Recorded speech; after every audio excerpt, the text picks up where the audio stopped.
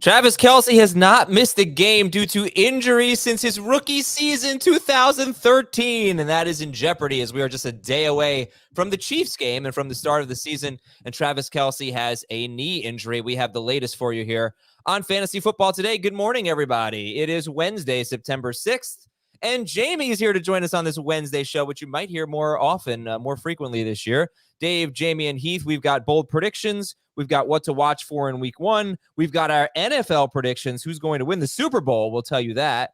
And your emails at fantasyfootball@cbsi.com. But OMG, Travis Kelce hurt his knee, and they said it was hyperextended. He plays tomorrow night against Detroit, but we did some drafts yesterday. Some people still have drafts. Is he a first rounder? If you're drafting today, Heath Cummings, is Travis Kelce a first rounder? He's the way I framed it yesterday was like, if I pick 11th or 12th, I'm not passing on Travis Kelce twice. So as a really wise podcast host once said, the last 2 or 3 picks of the first round and the first 2 or 3 picks of the second round are all basically the same thing. So he should go in the first 13 or 14 picks. We did a draft yesterday where he went 12th, and this was basically as the news unfolded. I had the 7th pick. I was planning on taking Kelce. And I was like, nope, that's not happening. And then I was helping a friend draft last night, and he fell to the 21st pick. So wow. He asked me prior to the draft, if Kelce's there, do I take him? I said, absolutely, no brainer. And sure enough, he was there. So what kind of absence are we looking at, Dave, for Kelce? Any idea? Might not even be one game. Jason Kelce went on the radio and said that there's a chance he plays, that he has a bone bruise. That would be the best case scenario. You might be able to play through that for a week and then rest up. Remember, they've got a little bit extra time before their week 2 game because they play on a Thursday. And so that would help Travis Kelce be as close to good to go as you could be for week 2. If the Chiefs want to play it safe, they could just have him sit out. And he just misses one game. I would still take him where I was drafting him if we knew for sure he was going to miss one game. For now, I agree with the fellas. I think that he's a late first, early second round pick, top 15 pick for sure. But if we get word that he's going to miss no more than one game, move him right back up to like 6, 7, 8 in full PPR, the range that we were drafting him in before Tuesday. Jason Kelce did say that they're swelling in the knee right now. And so if the Chiefs are smart, they don't play him this week. They get another 10 days to rest him for week 2.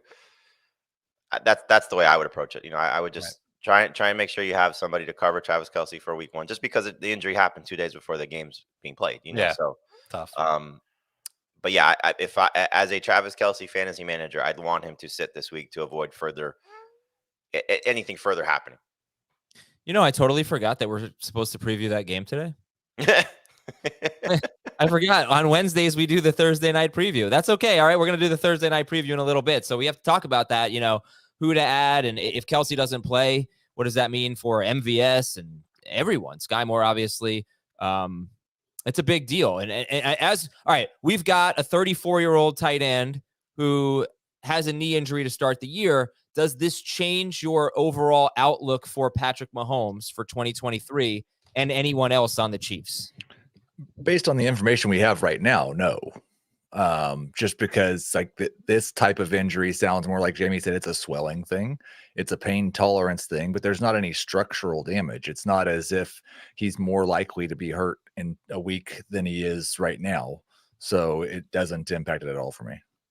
Yeah, and let's just be clear. We are taking the word of his brother, which should understand what his brother told him. But Andy Reid may come out today and say he's not playing this week. We may not know what the situation is next week. And who knows? So just take that into account. I'd be shocked. I'd be shocked if he said anything today because it's the day before a game.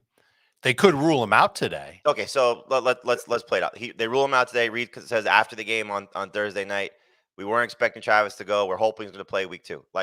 Okay, you still have to take into account that we're not out of the woods yet. From a couple weeks, I don't think this is certainly not season ending. It's certainly not something that sounds like more than 2 or 3 weeks. But that still could be the scenario. It still could be 2 to 3 weeks. This is a team that's planning to play in February, not planning to just make it to January. So sure. You have to understand that they have bigger aspirations than just we need him on the field right now. Playing for the Pro Bowl. Okay, so how about some Giants? What'd you say? Not the Giants. Waiver wire tight ends. Be interested to know if any of you picked the Giants to go to the playoffs. Waiver wire tight ends in case we need a Kelce replacement. Okay, we've got players rostered in fewer than 70% of leagues right now. Cole Kmet, Sam Laporta, Tyler Higbee, and Greg Dulcich. They're 65 to 69% rostered. A little less than that, we have Juwan Johnson and Chigo Okonkwo. And less than that, we have Gerald Everett, 49% rostered. Luke Musgrave, 37%. Jake Ferguson, 35%. You could try an Arizona tight end if you're desperate in a deeper league. But how about Noah Gray with the Chiefs? Yeah, that's also a good option. Is anyone jumping out as a great waiver wire option for you guys at tight end? Higbee by a mile. Yep. For me, the top three would be Higbee, Juwan Johnson, and Jake Ferguson. I think all three have good matchups. All three are going to be involved. Dak Prescott, in his last 4 healthy games against the Giants, his tight ends, if I have it correctly, 30 catches, 335 yards, and 3 touchdowns in the last 4 games. So he likes to use his tight ends against the Giants, understandably so. And I think I said this on a previous show, like his tight end in 6 of 7 seasons has been his number 2 or number 3 target on the team every year. So Ferguson to me is the easiest one because he's the most available, but Higbee and Johnson would be the 2 ahead of him. But those 3 would be my favorites. No love for Dulcich with potentially Judy not playing. I'm assuming Judy's not playing. He's fine, but I like those 3 better. Okay. Anyone else? Heath, thoughts? Yeah, I would put Gerald Everett at the top of the list behind Higbee. Dolphins were pretty terrible against tight ends last year themselves. Everett's been pretty good when he's been healthy. He just has a hard time staying healthy. And that Dak Prescott stat is also kind of a Kellen Moore stat. That tight end role in the Kellen Moore offense has been pretty reliable no matter who the tight end is. So Everett would be my second favorite, but Higbee, by far and away, if he's available, he's the guy. Yeah, Dak also did lean on his tight ends before Kellen Moore was there. And for Everett, he did score 2 touchdowns his last 2 games, but very minimal production on top of it. But he could certainly find the end zone. He's a 1 week guy. Whereas Higbee and Juwan Johnson and Jake Ferguson, like they've got a chance to be top 12 tight ends. So I'd rather lean toward a guy that's got a shot to be a weekly starter that I can find off the waiver wire versus Everett, who I love Everett this week. He's going to be ranked fairly high for me, but I'm thinking more long-term, and I'd rather chance it with Ferguson just as an example in case he hits and I can start him every week throughout the year. Well, that might just be the disagreement too, is I think it's more likely that Gerald Everett's a guy we use for a month than Juwan Johnson. So I might just be low on Johnson. For what it's worth, Everett's first 2 matchups are Miami and Tennessee, and they were 28th and 29th against tight ends last year. Sure. His third is Minnesota, and we know they give up a lot of points. So, and Quentin Johnston hasn't made the jump to full-time playing time yet. No, sorry, that sounded a little funny. No, but the thing with Everett is it's hard for me to evaluate him because there were so few games where Keenan Allen and Mike Williams were both healthy last year. So, there's a lot it's tight end, right? There's not like an amazing option out there because it's waiver wire tight end. There's still no Chris Jones for Kansas City, so it's probably unlikely that he's playing. Detroit center Frank Ragnow missed practice, but still could play. Terry McLaurin's day-to-day. They have Arizona in week 1, and all signs point to Joe Burrow playing in week 1, according to Ian Rappaport. We have got you covered on Thursday night at 7:30 p.m. Eastern. Join us exclusively on YouTube, youtube.com/fantasyfootballtoday, youtube.com/fantasyfootballtoday. Thursday night, 7:30 until kickoff. We'll help you set your lineup. Same thing on Monday night. So it's Monday night at 7:30, Thursday night at 7:30. Monday, we'll talk about whatever you want. Trades, waiver wire. If you need Monday Night Football lineup help, that's fine too. Thursday starter sitting, honestly, anything you want. You come to the chat and we'll have a good time. And then Sunday, 11:30 to 1 p.m. Eastern on YouTube. Quick fill in the blank. This is tough. So if it's too tough, I apologize. The player to trade for right now is blank. Travis Kelce. If everyone's freaking out about the injury, go make an offer and try and get him at below value. I would say Cooper Kupp. Same reason. I'd wait till after Wednesday on Kupp just to hear what Sean McVay has to say. He may say something that could ruin the trade for you, though. Yeah, I mean, there's a possibility though that Cup is, really hurt. Right. If he goes on IR and misses 4 games, you should definitely be able to get him at a discount. The question is, will he come back and place him on IR already? I mean, it certainly could happen, but I'd be surprised if they hadn't put. They've got till Saturday to do it if they want to. The must-start player I'm most nervous about in week 1 is blank. Travis Kelce. I've seen a lot of Dameon Pierce fears. Yeah, against Baltimore. That's good. Ramondre against Philadelphia. A little worried about him.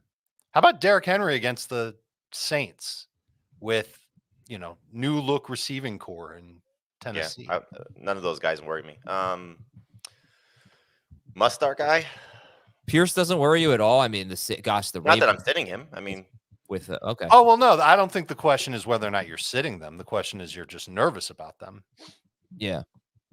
Yeah, I could see sitting Pierce. Pierce. No chance. I could see sitting Pierce too if I. If you load it up at running back. Scenario, Heath, could you see sitting Dameon Pierce? I drafted 3 running backs in the first 6 rounds, and one of them's Dameon Pierce. Like I would rather start Miles Sanders and Alexander Madison over him. I'd rather start Jamal Williams over him. Ooh, so that obviously the Titans. I mean, lethal run defense. They were last year. Oh, you want another sleeper tight end, Taysom Hill, because he may be their second running back. He's not a tight end anymore. Doesn't you matter. might still be able to start him as a tight end. They moved him to quarterback. Yeah, he's still tight end for us. Yeah, so if you can get away with that, you could.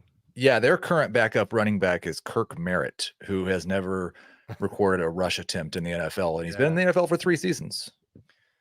Yeah, it'll be Jamal and Taysom Hill. All right. I have to issue an apology again. 2 days ago, I had to apologize to Chris Harris, who DM'd me about the whole. Oh, what'd he say?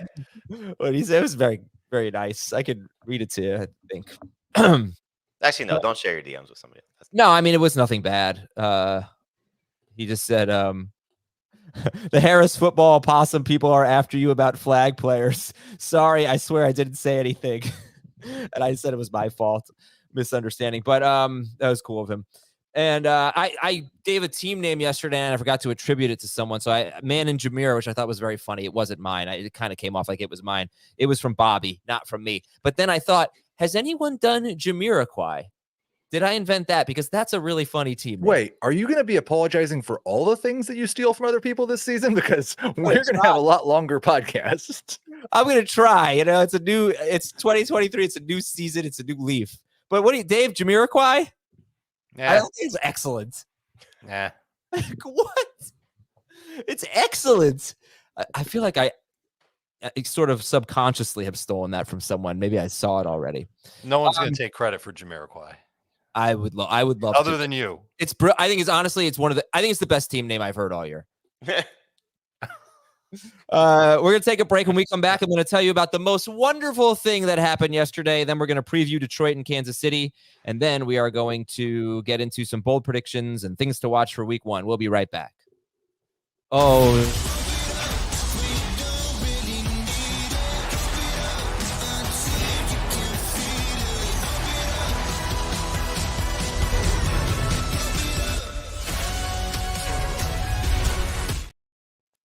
Oh, it was such a beautiful thing that happened last night. Heath and I sharing a super flex team in the leftovers league, and we drafted Daniel Jones. And now he has to root for Daniel Jones with me every Sunday. It was a beautiful thing, Heath. To quote myself, when you asked if we could drop Justin Fields for Andy Dalton, LOL, IDC. And we pretty much have divided this thing up to where you make the picks in the odd rounds. I make the picks in the even rounds. You drafted Daniel Jones ahead of Tua.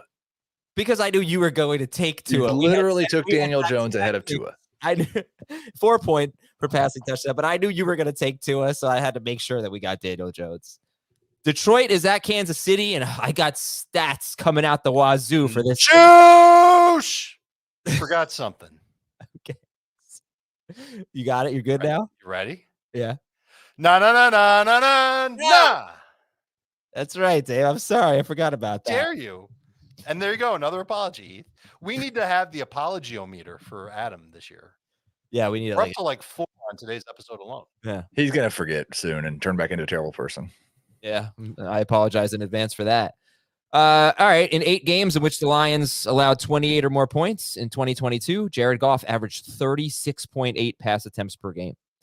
So, I think the Chiefs were projected for around 28 points. I don't know if it's still that way. That was before the Kelce news, but probably should expect a lot of pass attempts for him. Is this a Jahmyr Gibbs game? I mean, obviously everyone's going to start him, but the Chiefs have now 5 straight years they've allowed the 5th most receiving yards to running backs or more.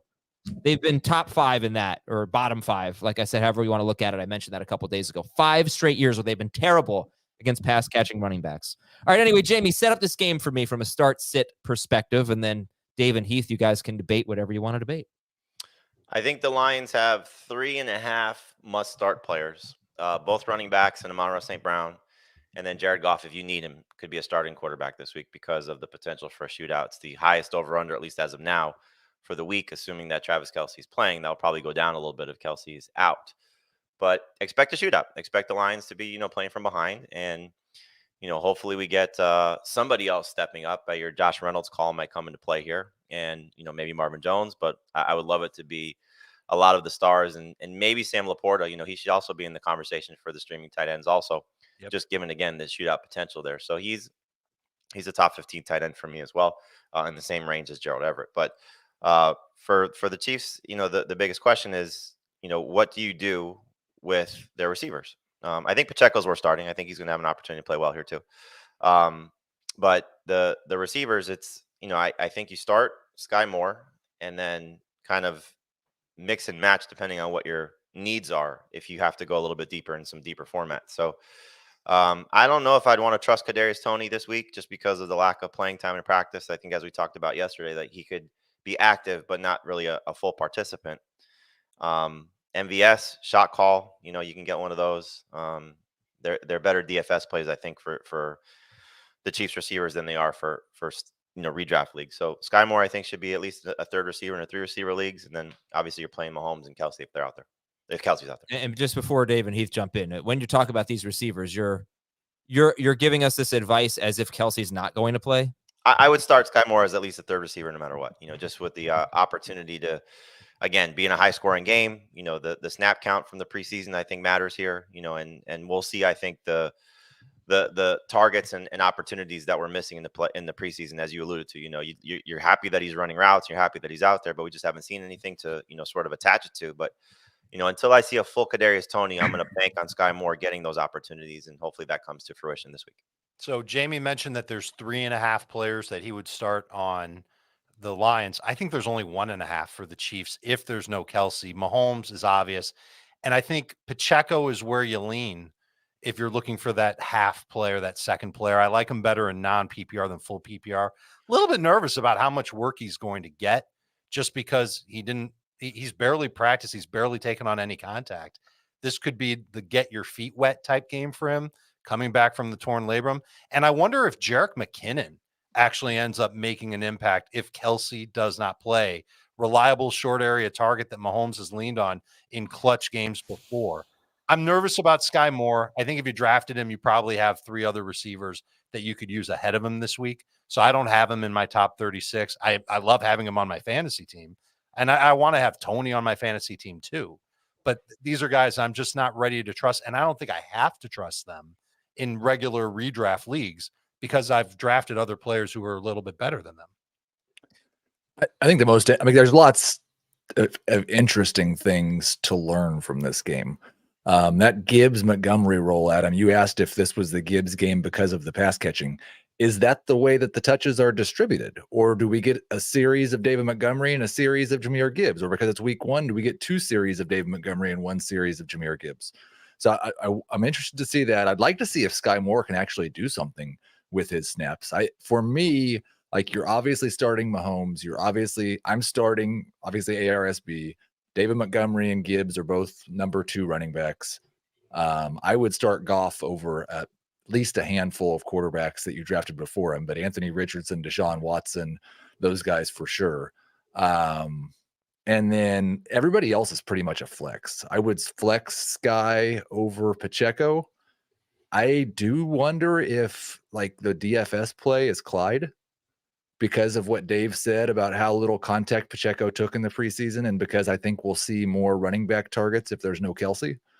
I will say I went back and looked. The game that Kelce missed in 2021, now Tyreek was still there, so it's a different equation, but the Chiefs tight ends as a group combined for 3 catches for 21 yards.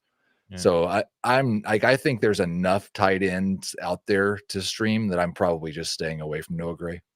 Okay, so if Gibbs is the highest ranked running back in this game, how do you rank Montgomery? He is not for me. Oh, he's not. Montgomery then Gibbs. Okay. I'll take Gibbs. I have them back to back, just in both inside top 15. All right. Gibbs, Montgomery, Pacheco. Gibbs, Montgomery, Pacheco. That's how I have it. Okay. What about McKinnon, though? I mean, especially if Kelce doesn't play. We've talked about him as kind of a break glass if you need him early in the year. And I think if Kelce doesn't play, then they probably need him. I think if there's no Kelce, I would probably put McKinnon ahead of Pacheco. In all formats or just PPR? Just PPR. One thing to keep in mind, a couple things about these running backs. Okay, the Chiefs saw the fewest running back carries in the NFL last year in terms of, their opponents. So I don't know if that hurts Montgomery. I mean, maybe that won't be the case. Well, Chris Jones not being there is huge. That's true. Okay, that's true. Fair. But yeah, the point is they were just scoring so much. But yes, okay, Chris Jones, that's a bigger factor. Now on the other side of the ball, I don't know if you guys, I'm sure you remember, but I don't know if everybody else out there remembers. The Lions used to be, along with the Texans, the laughingstock in terms of run defenses. I mean, the Texans have 3 years in a row. They've been one of the 3 worst run defenses in football in terms of fantasy points allowed to running backs. That was basically the Lions until the midway point of last season.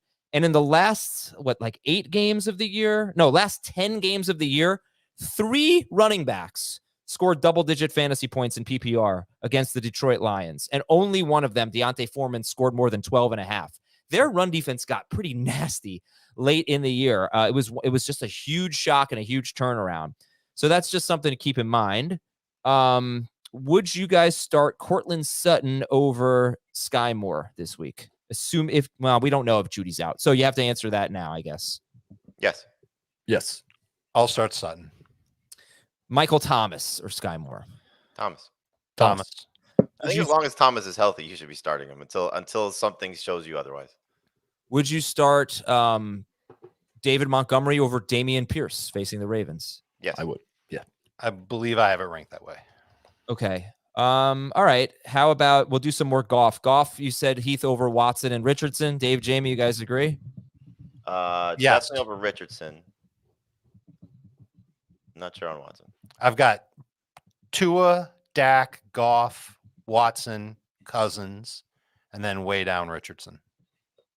And Goff over Daniel Jones this week? Definitely. Yes, Goff over Watson for me too. Okay. And is Sam Laporta checking in the top 15 this week or? Yes. Yeah. Jamie said he might be just a shade outside of that for me. I've got him 17th. Yeah. Go ahead. Sorry, Heath. I'm a little lower on the rookie tight ends for week 1, so I don't have Laporta as a start. I would start Laporta over Kincaid this week. Oh, yeah. I'll take Kincaid. Although the Jets really, if they had a vulnerability last year, it was the tight end. I'm going to try something different here. How about this? I'm going to try new segment. Plant your flag. Plant your weekly flag. I would take that, Chris. You didn't think of that one, huh? I would love to find a league where I could start Josh Reynolds just for fun, like a 16-team league. It's called DFS. I'm starting him in one league where I have to start 5 receivers, and I'm probably not going to have Romeo Doubs. Yeah. So I had a tough decision to make because it's a dynasty league where I picked up Noah Gray just to see, in case obviously Kelce's missing multiple weeks. And I was like, do I drop Josh Reynolds? I'm like, no, I actually got to play Josh Reynolds this week. Yeah, so baby. No. Josh Reynolds had 5 games last year with 6 or more targets. He scored 15 or more PPR points in 5 of those 6 games. I just told you Jared Goff throws a lot, even when they don't give up a ton of points. But when they do, he throws a lot. So look, it's a flyer thing, but it's just for fun. You heard it here first. I think that's it. Guy. What's that? That's your guy. For 6 games. Do you like either of these DSTs? No. Neither do I. Man, we might have to do that 6 games comment kind of bothered me. Like we might have to do a bet the first 4 games after Jameson Williams is eligible. I think I'd still take Josh Reynolds. Yeah, it wouldn't shock me if he's on the most added list, and then dropped and then added and then dropped and then added. But it's him and Marvin Jones basically, and Marvin Jones is 34 or something. Yeah. So, okay. That's it for this. I'm finished with this guy. Things to watch. Damn it. Rusty. Things to watch in week 1. Dave, what do you got? Let's start with the Ravens offense, which we've seen next to nothing from this preseason. Really curious to see how they operate. Curious to see who could play in the slot the most, or whether they'll just mix and match. Where do the targets go between Zay Flowers, OBJ, and Rashad Bateman? All 3 of these guys, we've known them to be explosive wide receivers that can make plays after the catch. Can't wait to see how Lamar looks in this offense. And I especially can't wait to see Jamie, J.K. Dobbins. Does the J and J.K. stand for Jamie, by the way? Just wondering. I think Dobbins has a monster game this week. I'm sure he's the start of the week, but awesome potential for Dobbins against the Texans. That's the first Dobbins thing. Is not the start of the week. He started okay, too obvious maybe. Rookie running backs, Bijan, Jahmyr Gibbs. I think I've got Gibbs as a top 12 running back in PPR, buying in fully against Kansas City. I'm looking forward to seeing how the rookie running backs roll, how they're used. The one in Seattle, particularly. Joe Burrow with his calf. Does he play well? I remember how he played in week 1 last year. It wasn't good. He is not a top 5 quarterback for me this week against Cleveland. And then all the other young quarterbacks. We talk so much about Sam Howell, Kenny Pickett, Jordan Love, the rookies. Looking forward to see how they play in their first start this year. All right. Things to watch for Dave. The Ravens offense. Kind of interesting, actually. The Texans, because they were so bad against the run last year, they allowed the fewest fantasy points to quarterbacks last season. The rookie running backs, Joe Burrow's calf, and Kenny Pickett, Howell, Jordan Love, just the young players in general. Heath, what are you looking forward to seeing in week 1? Does Deshaun Watson still exist? Does that guy come back, or do we get last year's Deshaun Watson, which was just absolutely atrocious? I think like the Daniel Jones one's interesting. I think I'm the high guy on him this week, and we had conversations about how the Giants were going to throw more because they were going to be playing from behind, and he averaged 11 more pass attempts per game last year when they lost. Yeah, he was also terrible when they lost.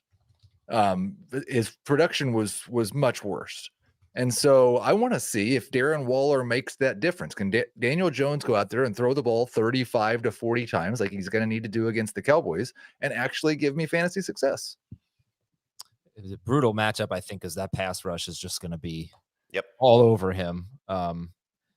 Gosh, let me just tell you the history there. Because, like, if we're saying that, then 4 games where he's going to be behind are going to be brutal matchups because of that pass rush. The Cowboys and the Eagles, right? I think the Eagles are week 18. So, okay, it's only 3. I think the Cowboys have won like 9 of the last 10 games against the Giants, and the only loss was with Andy Dalton. 11 of the last 12 games. But if Daniel Jones is much better as a passer, then those losses where he throws a lot should be better for him for fantasy. Yeah. And they're an offense to watch for sure. Anything else? Deshaun Watson, Daniel Jones, or should we go to Jamie? Go ahead. Jamie, what are you looking for in week 1? Bills backfield. Want to see what that looks like. Jets backfield. Want to see what that looks like. Really, that entire game.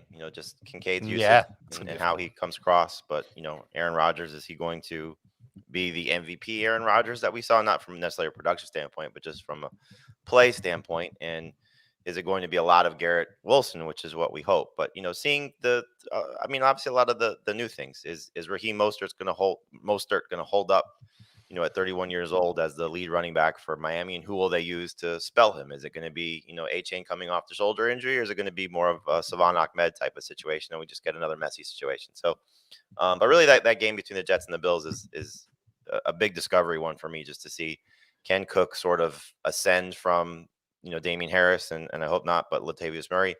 And then, what does Aaron Rodgers look like? And Kincaid. Okay. And my things to watch. Anthony Richardson too, obviously. Yeah.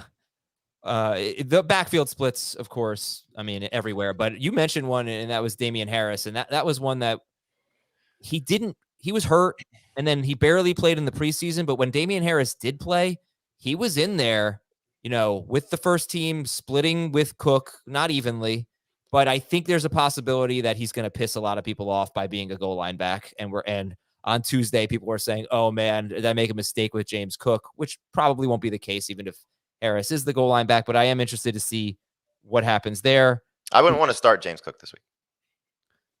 Yeah. Don't you think the matchup could benefit him though? I don't think threw to their running backs more, yes. What'd you say, James? If they threw to their running backs more, yes. I think that's part of their plan this year. And I think in this matchup against the Jets, that makes a lot of sense. I'm not crazy about James Cook this week. He's not top 12. He's no Jahmyr Gibbs, but I think in PPR, he can be pretty decent. I want to see if Deebo Samuel is going to be a star. This is someone that I think I was higher on throughout the preseason. I started out not wanting any Deebo Samuel. I think Brock Purdy is going to throw to him all the time. And the preseason indicated that. Yeah, he did that. That's exactly right. It wasn't just the preseason. It was what happened last year when everyone was healthy, which I think was only 4 games. McCaffrey, Deebo. Okay, including there was one game where Deebo barely played, but half the snaps. But sure, 4 or 5 games, it was all Deebo. He was the guy, and then it continued in brief, small sample sizes in the preseason. So I want to see what happens there with Deebo and that. Are the Steelers more of a zone or a man team? I have no idea, because that's what's pretty much determined it between him and Ayuk over the years. We can tell you what they were last year. I have it actually open right here. They were more of a man team. That would be good for Brandon Ayuk. That'd be good for all of them. Let's go to our bold predictions because I also want to see Bijan in all caps I put and Aaron Rodgers. Let's do our bold predictions. We'll do them pretty quickly. Dave, run through your bold predictions, please. Jaylen Warren and Roschon Johnson will lead their respective teams in fantasy points per game. I just love the upside that both of them have. Roschon, I think we're going to need to be patient with both of them. Roschon a little bit more so than Jaylen Warren. Christian Watson has been a favorite of mine all spring long, all summer long. Top 12 wide receiver, especially love him given how Jordan Love looked this summer. Jordan Addison will be the rookie wide receiver who tops 1,000 yards, scores 7 touchdowns as the number 2 in Minnesota's pass-heavy offense. Breece Hall, thanks to a furious finish to the year, will finish as a top 12 running back in fantasy points per game. Darren Waller, George Kittle, they will combine for 10 total touchdowns over the course of the season. Please. And then last but not least, Derrick Henry will be better than he was in 2022 on fewer touches. He will be more efficient in this Tennessee offense. Okay. And he was really good in 2022. Wow. Waller scoring 9 touchdowns. That's crazy. Yeah. I was hoping for 7. I'll take 7. Could end up 9 for him and 1 for Kittle. Heath, bold predictions. Miles Sanders is this year's Josh Jacobs and will be a top 5 running back. Anthony Richardson leads all quarterbacks in rushing yards and goes over 1,000 yards. Jackson Smith-Njigba will be the number 1 wide receiver for Seattle and a top 12 fantasy wide receiver in the second half. Bold. They're good. That's 3. Those 3's are good. enough. Jamie, plant your flag. You're going to forget the segment I gave you to do. Oh, crap. We have to do that. That's not that bold, though, Jamie. Sorry, Jamie. I apologize. We're up to 6. I said these already a few times, but there'll be 3 know. quarterbacks to rush for 1,000 yards this season, even though there's only happened 4 times in NFL history. So Justin Fields, Lamar Jackson, and Anthony Richardson all go over 1,000 yards. J.K. Dobbins will be better than both Derrick Henry and Josh Jacobs this season in total fantasy points and points per game. And there will be 6 sophomore wide receivers to finish in the top 24. The 3 that are guaranteed to be drafted there already of Garrett Wilson, Chris Olave, and Christian Watson.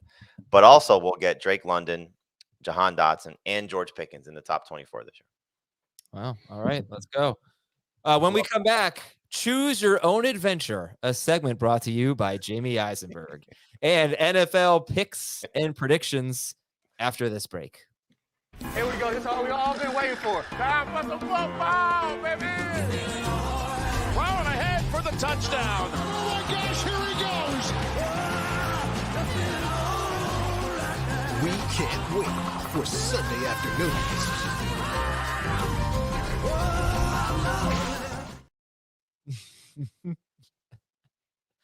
I'm so sorry that I forgot Jamie's segment. He worked hard on this. He called me up. He was really excited about a new segment. That I was really excited.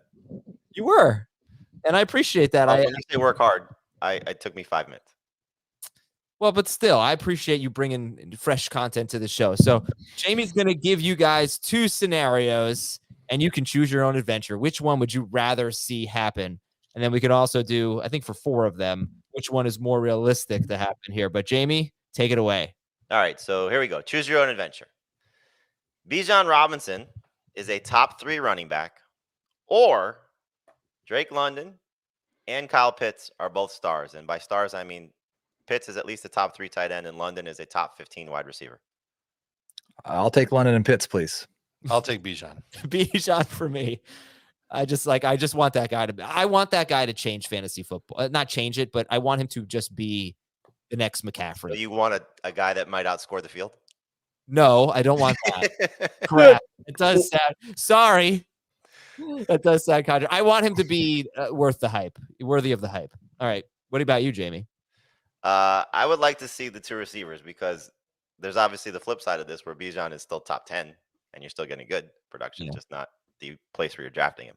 But it would be fun to see Kyle Pitts and Drake London fulfill their prophecies that we had for them coming into the NFL. Okay, I'm getting crushed for what I just said. I don't want Bijan to be the next McCaffrey. I just want him to be awesome. Okay, because that isn't fair. We don't want that. All right, go ahead. Was Jamie. that an apology? Yes, it was. 7. All right, choose your own adventure. Number 2. Brian Robinson and Antonio Gibson are top 20 running backs, or Jahan Dotson and Terry McLaurin are top 20 wide receivers. Receivers. Yeah. I'll take the receivers, because that means Howell is good, and we've got another quality passing offense to pick. Oh, there's no in depth to this at all. I'm solely thinking about which guys have I drafted the most, and that is what I want to happen. This is all selfish. In that case, I'll take the running backs. I've got a lot of Brian Robinson. I think I'd rather see it with the receivers. How about you, Jamie? I would rather see it with the receivers too. I think from a ranking standpoint, and how these guys were drafted, you were drafting the receivers in most cases ahead of the running backs to begin with. Maybe Dotson not till the end, but there's probably a lot more exposure for people with the receivers with early round picks. That would be a lot more fun too. Choose your adventure. Number 3. Gabe Davis is a top 20 wide receiver, or Dalton Kincaid is a top 8 tight end. Oh, 100% Gabe Davis to the moon. Kincaid. I'm going to say that this is actually an easy one, Davis, because a top 8 tight end is really not that good. Well, I think saying top 5 is a little unrealistic for him. Wasn't Dawson Knox a top 8 tight end last year? No, I don't think so, but he probably wasn't that far off. All right, Gabe Davis is the winner there. What's more realistic, Gabe Davis top 20 wide receiver, or Kincaid top 8 tight end? They both are. I'd lean Davis as being a little more realistic. The bar is pretty low for a top 8 tight end. I'll say Kincaid. That's why. Okay. All right, Jamie, go ahead. I think you probably know how I'm going to answer the next one. It must be a Giants one. It is. Daniel Jones and Darren Waller become the new it couple at quarterback tight end, or is it Kirk Cousins and TJ Hawkinson? Choose your own adventure. Cousins and Hawkinson for sure. They're drafted so similarly. This is a really fun one. See, I'm gonna go with Jones and Waller because Shocking. Well, yeah, but if it's Cousins and Hawkinson, maybe, just maybe, that takes away a little bit from Jefferson, or more likely from Addison. Whereas if it's Jones and Waller, it's not really hurting anyone in fantasy that you care about. That's a great answer, right? Yeah. What's number 5?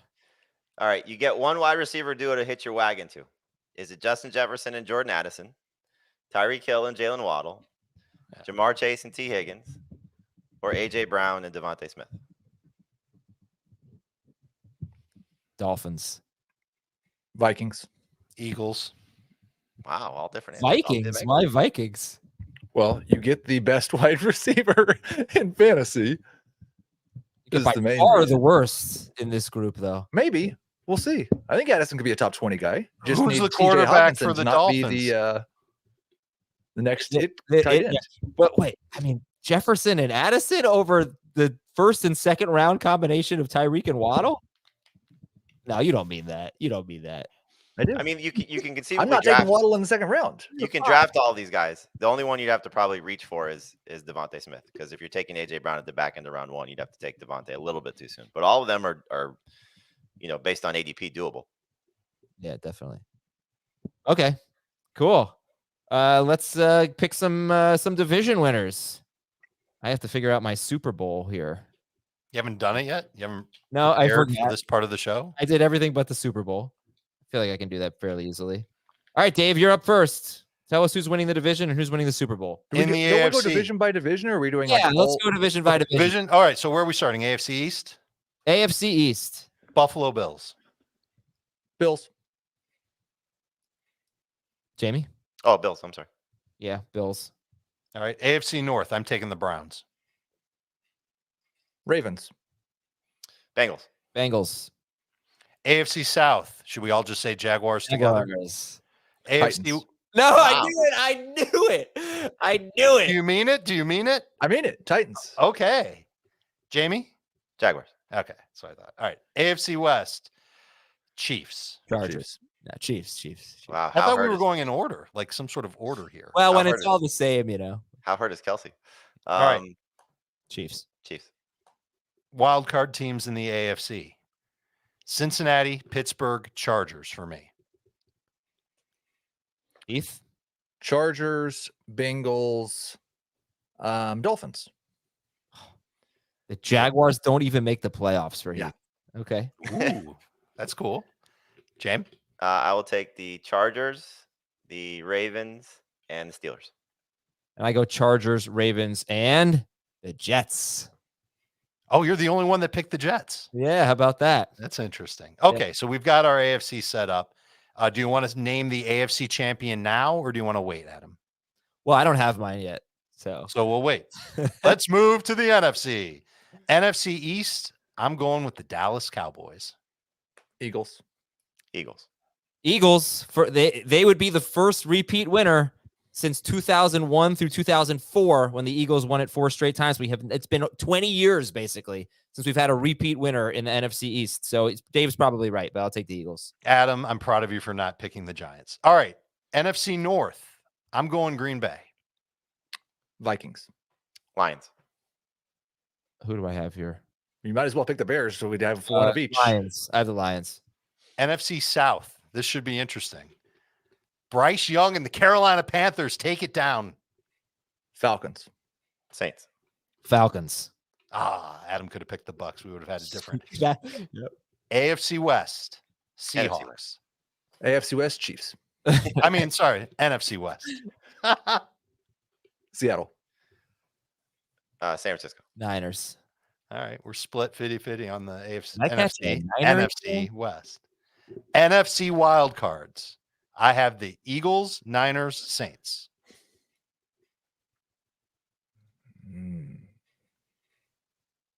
Yikes. NA. Cowboys for sure. Lions. Niners.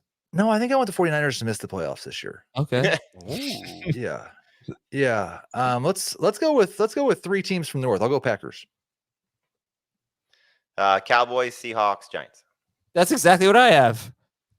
I was really tough with the Giants. It's probably a stupid pick, but I think finding that last team in the NFC is kind of hard. Jamie's such a homer pick with the Giants. I'm not really buying the Packers, Dave, because I think their defensive coordinator stinks and a little too young on offense. I hear you. With them. Yeah, I I'm think gonna it's an come up easy with division Super for them Bowl. to win. Okay. Do you have your Super Bowl pick yet, Adam? I can. All right, so you're last to go. I will go first. I've never picked this team to win the Super Bowl in my life, and I'm doing it this year. The Dallas Cowboys will beat the Chiefs in the Super Bowl.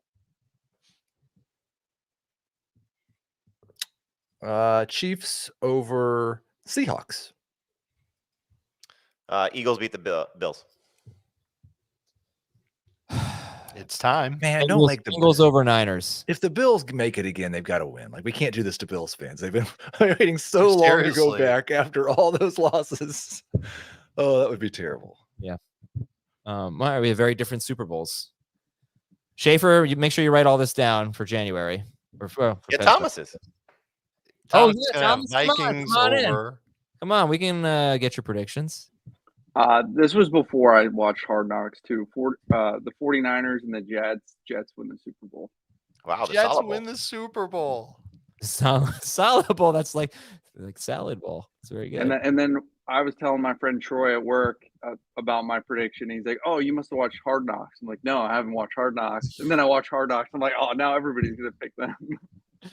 I did not watch. Who watched? Jamie watched Hard Knocks.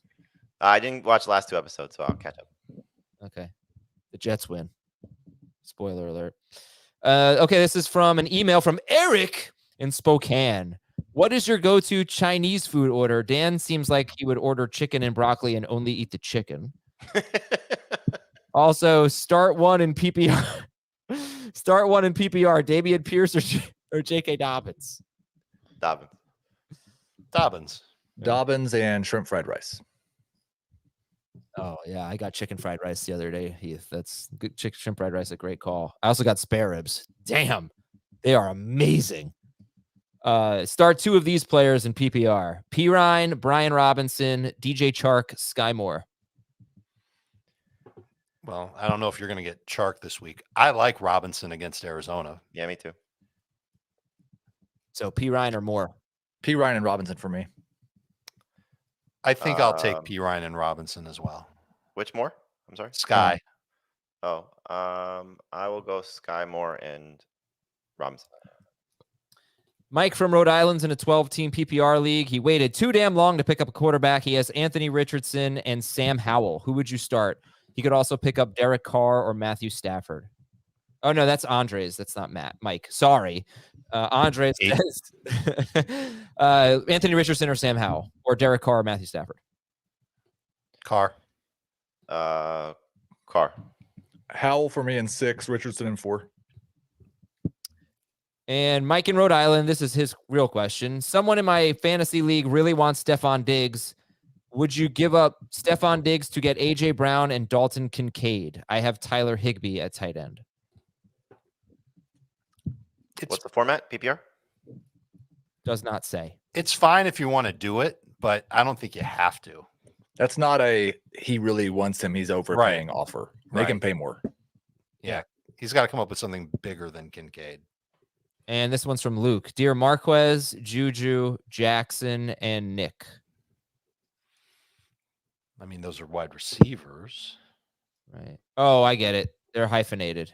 Oh. Westbrook, Akina, Valdez, Scantling, Smith-Schuster, Smith, and Jigba. I received my first trade proposal in fantasy this year. I'm leaning towards no, but I wanted your thoughts. Half PPR, 10 teams. Give up A.J. Brown. Get Chris Godwin and James Conner. No. Nah. No. Nope. No. Okay. Good luck, everyone, in week 1. We still have a show tomorrow. What am I doing here? We have a show tomorrow. Then you can have good luck in week 1. We've got starters sit for the AFC home games and a live stream on Thursday night, youtube.com/fantasyfootball today at 7:30 p.m. Eastern. If you still have a draft, good luck to you in that. And we'll talk to you tomorrow on Fantasy Football Today.